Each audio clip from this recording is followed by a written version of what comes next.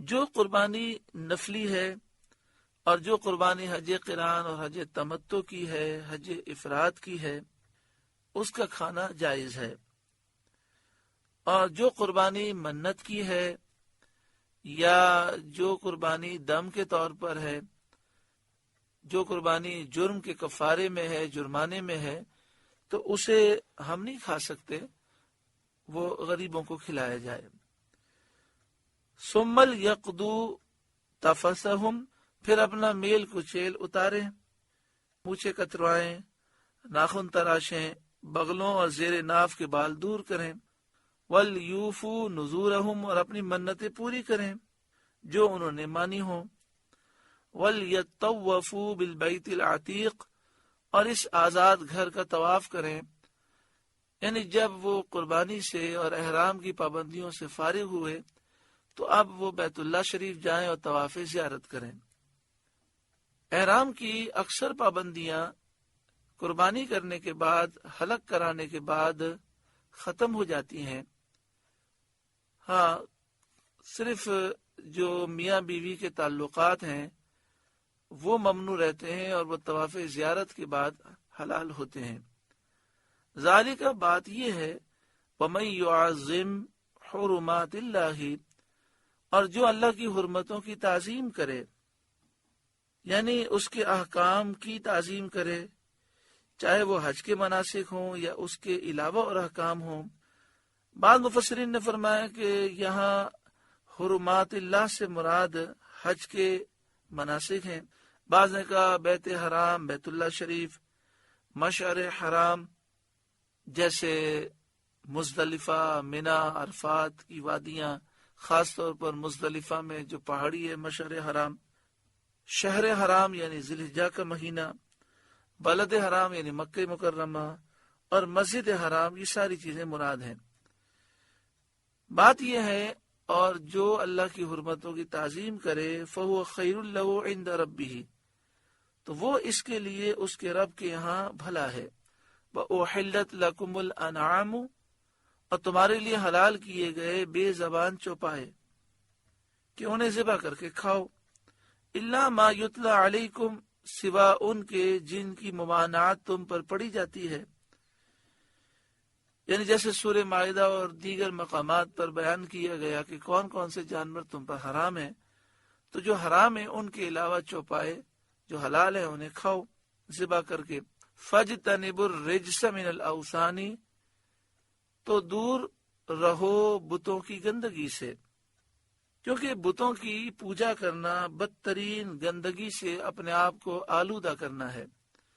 وَاجْتَنِبُوا قَوْلَ الزُّورِ، اور جھوٹی بات سے بچو۔ حنفاء للہ، غیر مشرکین بہ، ایک اللہ کے ہو کر کہ اس کا شریک کسی کو نہ کرو۔ ومن یشرک باللہ، اور جو اللہ کا شریک کرے، فکأنما خر من السماء، وہ گویا گرا آسمان سے، فتخطفہ الطیر، کہ پرندے اسے اچک لے جاتے ہیں، او تہوی بہ الریح فی مکان سحیق، یا ہوا اسے کسی دور جگہ پھینکتی ہے، یعنی پرندے اسے لے جاتے ہیں، اچک لے جاتے ہیں اور بوٹی بوٹی کر کے کھا جاتے ہیں، یا ہوا اسے کسی دور جگہ پھینکتی ہے۔ مراد یہ ہے کہ شرک کرنے والا اپنی جان کو بدترین ہلاکت میں ڈالتا ہے۔ آسمان سے گرا، تو یہاں تشبیہ ہے ایمان کو بلندی میں آسمان سے تشبیہ دی گئی۔ ایمان چھوڑنے والے کو آسمان سے گرنے والے کے ساتھ تشبیہ دی گئی، اور اس کی خواہشات نفسانیہ کو، جو اس کی فکروں کو منتشر کرتی ہیں، بوٹی بوٹی لے جانے والے پرندے کے ساتھ، اور شیاطین جو اس کو گمراہی کی وادی میں پھینکتے ہیں، ہوا کے ساتھ تشبیہ دی گئی۔ اور اس نفیس تشبیہ سے شرک کا انجام بد سمجھایا گیا کہ جو اللہ کے سوا کسی کو خدا الہ معبود سمجھے وہ تباہ و برباد ہوا۔ ذالک، بات یہ ہے، وَمَن يُعَظِّمْ شَعَائِرَ اللَّهِ، اور جو اللہ کے نشانوں کی تعظیم کرے فَإِنَّهَا مِن تَقْوَى الْقُلُوبِ تو یہ دلوں کی پرہیزگاری سے ہے۔ حضرت عبداللہ بن عباس رضی اللہ تعالی عنہما نے فرمایا کہ شاعر اللہ سے مراد بدنے اور ہدایہ ہیں، اور ان کی تعظیم یہ ہے کہ وہ فربا ہوں، خوبصورت ہوں اور قیمتی لیے جائیں۔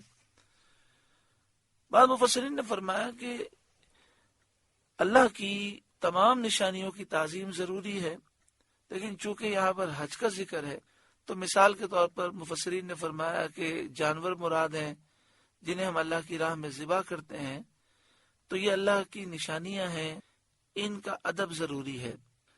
لکم فیہا منافع الی اجل مسمی تمہارے لیے چوپایوں میں فائدے ہیں ایک مقرر میعاد تک، یعنی وقت ضرورت ان پر سوار ہونے اور وقت حاجت ان کے دودھ پینے کے فائدے ہیں ان جانوروں کے ذبح کے وقت تک۔ یعنی کوئی شخص حج کے لیے آ رہا ہو، جانور اس نے لیے ہوں قربانی کے لیے، تو فرمایا کہ اگر حج کا لمبا سفر ہے تو وقت ضرورت وہ ان جانوروں پر سوار بھی ہو سکتا ہے اور وقت حاجت ان کا دودھ بھی پی سکتا ہے، اور یہ ان کو جو فائدہ اٹھانے کا وقت دیا گیا ذبح کے وقت تک ہے، تو جب تک یہ جانور ان کے ساتھ ہیں ضرورت کے وقت حاجی ان سے فائدہ اٹھا سکتا ہے۔ لکم فیہا منافع الی اجل مسمی تمہارے لیے چوپایوں میں فائدے ہیں ایک مقررہ وقت تک، ایک مقررہ میعاد تک۔ ثم محلها الی البیت العتیق پھر ان کا پہنچنا ہے اس آزاد گھر تک، یعنی حرم شریف تک، کہ ان جانوروں کو حدود حرم میں ذبح کیا جاتا ہے، اور حاجی حدود حرم میں ان جانوروں کو جب ذبح کرتا ہے تو عظیم الشان فضیلتیں پاتا ہے۔ یہ مسئلہ تو آپ جانتے ہی ہیں کہ جو حج تمتع کرنے والا ہے، حج قران کرنے والا ہے، اس پر قربانی کرنا واجب ہے، اور جو حج افراد کرنے والا ہے اس پر قربانی کرنا مستحب ہے۔ حج تمتع اور حج قران والے وہ ہوتے ہیں جو ایام حج میں عمرہ بھی کرتے ہیں اور حج بھی کرتے ہیں، اور حج افراد والے وہ ہوتے ہیں جو حدود میقات کے اندر رہتے ہیں اور وہ صرف ایام حج میں صرف حج کرتے ہیں، اور جو حج افراد کرے اس کے لیے قربانی کرنا واجب نہیں ہے بلکہ افضل ہے، مستحب ہے۔ سورہ حج کا چوتھا رکوع مکمل ہوا۔ اللہ رب العالمین اس رکوع کے نور سے ہمارے قلوب کو روشن و منور فرمائے۔